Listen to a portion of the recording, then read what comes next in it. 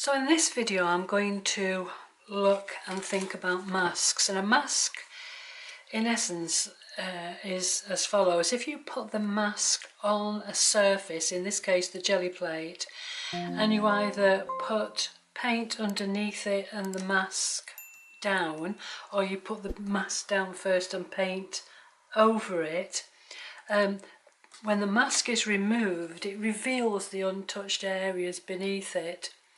So what I'm going to do now is I'm going to start off by putting some paint, in this case it's going to be Payne's Grey, onto my gel plate, and then I'm going to put the mask on top.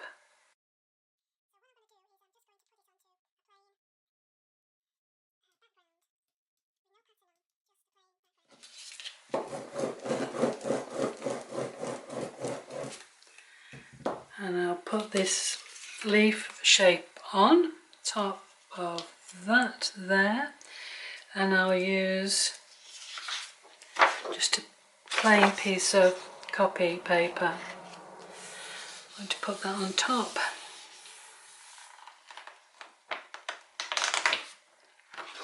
We'll see the background, in this case the white copy paper, untouched. So this is kind of a negative print. So that is fine if we just want to do a simple leaf pattern like this. But what happens if we want to use something with a colour on the background? So let's have a go with that. So I'm going to do the same again, but what I've done here is rolled off some lovely bright yellow acrylic onto this copy paper, and again I'll put down some Payne's Grey.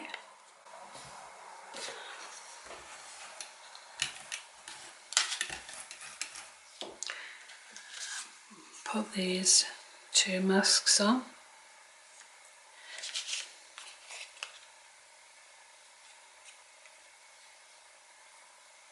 I'm going to put the yellow colour down now, trying to make sure it's as straight as I can get it, pressing down nice and firmly.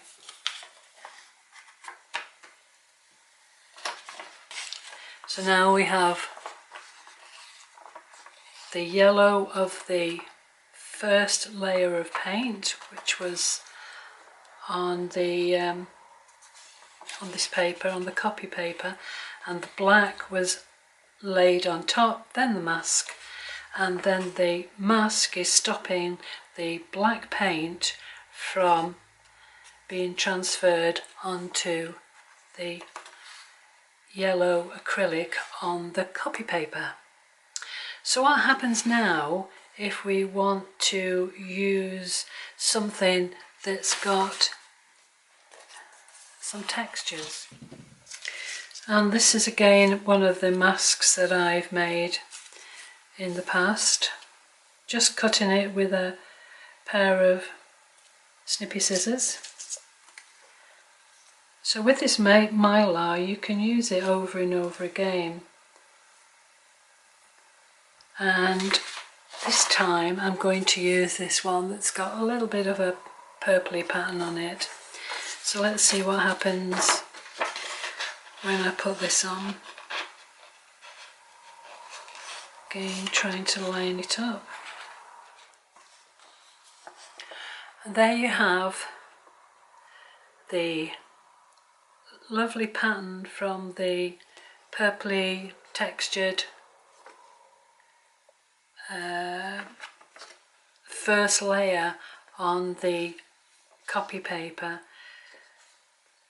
peeping through. So that's what happens when you use masks with textured papers that you've already put a texture on to begin with. Just get rid of this, I think. See what that looks like. You can always use this as another background.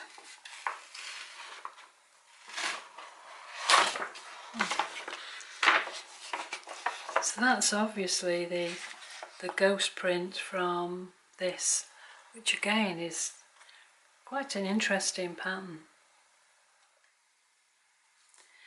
So simply put, the mask forms a barrier and it's used to block the surface beneath it from taking the colour or texture when the mask has been applied to it.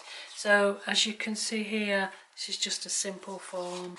This one was the yellow paint put onto the surface of the copy paper first, and then black paint applied onto the Gelli plate with the mask already there.